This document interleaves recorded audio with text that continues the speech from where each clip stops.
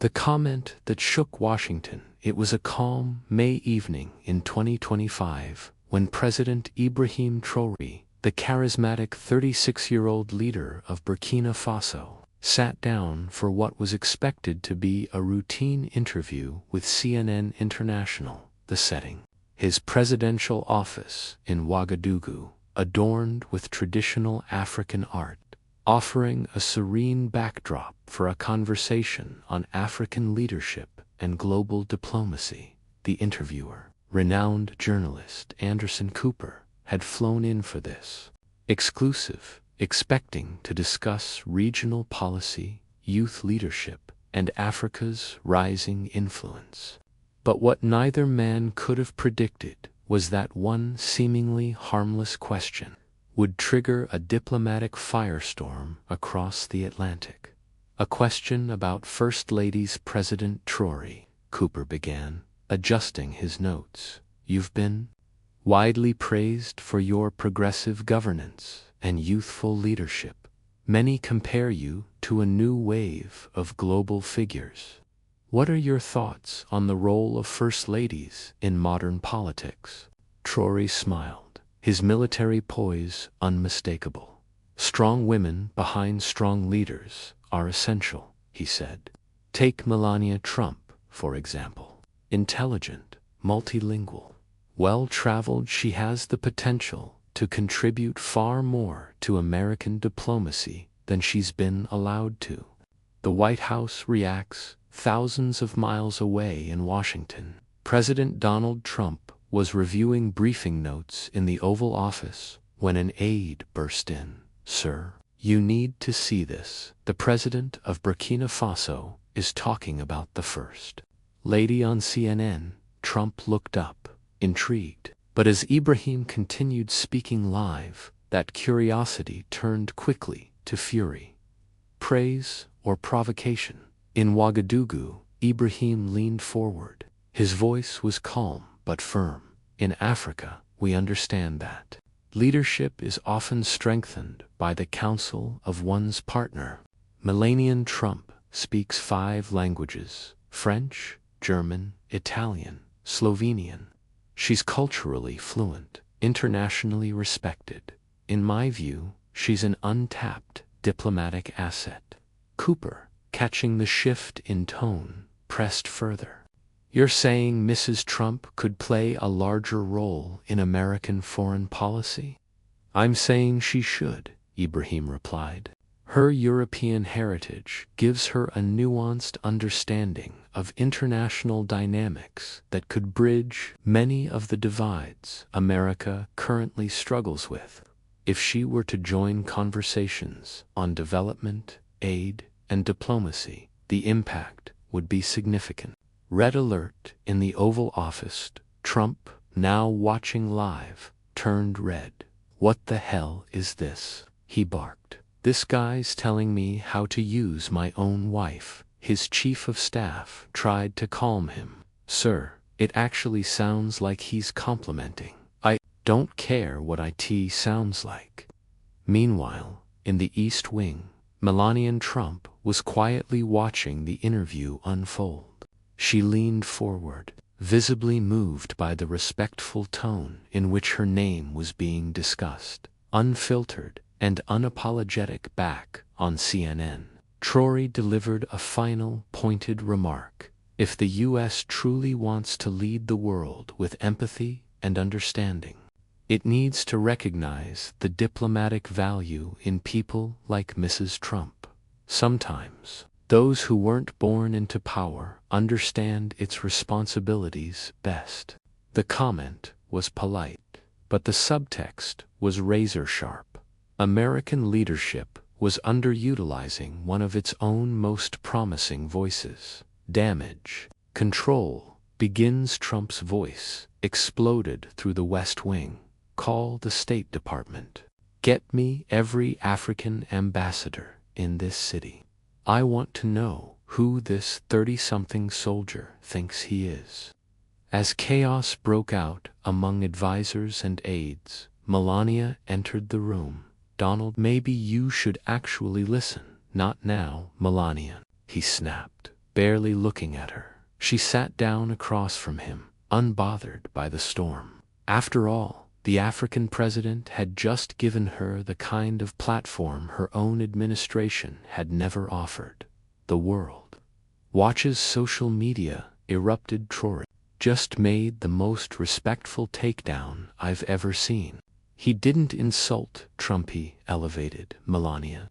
Africa leading with emotional intelligence. Incredible. CNN's control room lit up with global media requests. Headlines the next morning declared, African president suggests Melania Trump is America's untapped diplomatic power. Trump furious after live CNN interview goes off script. Anderson Cooper, back in New York, later remarked, "It was the first time in my career that a compliment became a geopolitical grenade, a diplomatic explosion, the comment that ignited a crisis. It was meant to be a calm evening, but by the end of it, the world was watching one of the most unexpected diplomatic firestorms of the decade unfold in real time.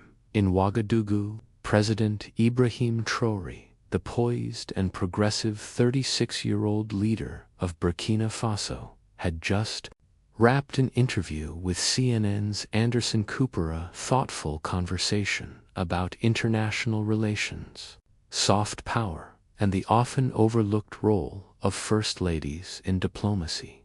Back in the White House, however, the reaction was anything but calm. "The trigger," he said, "you should be making foreign policy," Trump shouted, gesturing wildly at Melania. He said, "I'm not using you right." The audacity of this guy. The irony was glaring, as Trump lashed out over being accused of not listening to his wife. He was once again not listening to her. His chief of staff tried to intervene. "Sir, perhaps we should craft a measured response." "Measured?" Trump roared. "I'll show him measured." Storming to his desk, he barked, "Get me the emergency broadcast system. I'm going live in 10 minutes. A world on edge across phones and newsrooms worldwide. Notifications exploded. Breaking. President Trump to make emergency address following remarks by Burkina Faso president about First Lady in Ouagadougou. Ibrahim was still reviewing interview notes when his communications director, Yakuba Sawadogo, rushed in. "Mr. President, Trump is preparing an emergency broadcast about your comments on Mrs. Trump." Ibrahim blinked. "Emergency? Over what?" "I praised her intelligence. I called her a diplomatic asset." Media frenzy and divided American newsrooms scrambled. CNN's Wolf Blitzer called it unprecedented, a U.S. president delivering a national address to rebut a foreign leader's respectful opinion. Meanwhile, on Fox News, Tucker Carlson fanned the flames. "This is the kind of disrespect we warned you about. Who does this Ibrahim Traoré think he is?" But social media told a different story. Hashtags trended worldwide. Traoré defend Melanian hashtag respectful, not reckless in the East Wing. Melania Trump sat silently as her press secretary entered. "Ma'am, the president would like you to issue a statement supporting his position." Melania paused. Someone had finally acknowledged her potential not as decoration, but as a mind worth engaging. She wasn't sure she wanted to denounce that. The broadcast at 8:47 p.m. ET. President Trump appeared on every major network, his face flushed, his voice taut with fury. "My fellow Americans, tonight I address a deeply unacceptable situation that demands an immediate response. The president of Burkina Faso, a country that receives American aid, had the audacity to go on international television and lecture me on how to involve my wife in politics. He leaned into the camera. Let me be clear. No foreign leader tells the President of the United States how to run his family, his marriage, or his country. His anger escalated. Melania Trump is the First Lady of the United States, not some diplomatic prop for African politicians to analyze on TV. Then, the dagger, effective immediately. We are reviewing all aid to Burkina Faso. Maybe when they learn to respect American leadership, we'll talk. Global fallout. The broadcast ended. Analysts scrambled to make sense of what they'd just witnessed in Paris.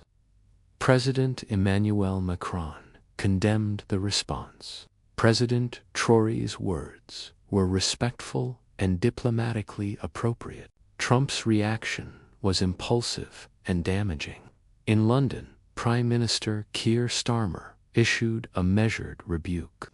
The UK believes in respectful dialogue between all nations, regardless of size or influence. But the loudest response came from Africa. The African Union released a rare unified statement. President Traoré spoke with grace and respect. Washington's reaction is deeply disappointing and harmful to U.S.-Africa relations.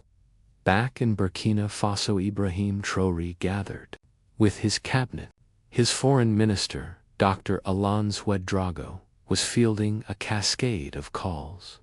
Mr. President, we've received formal support from 23 African nations, 5 European governments, and even several U.S. civil rights organizations.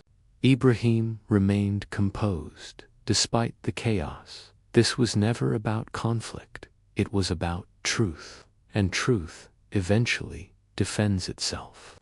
Respect and repercussions. The diplomatic comment that shook a marriage. I stand by my words.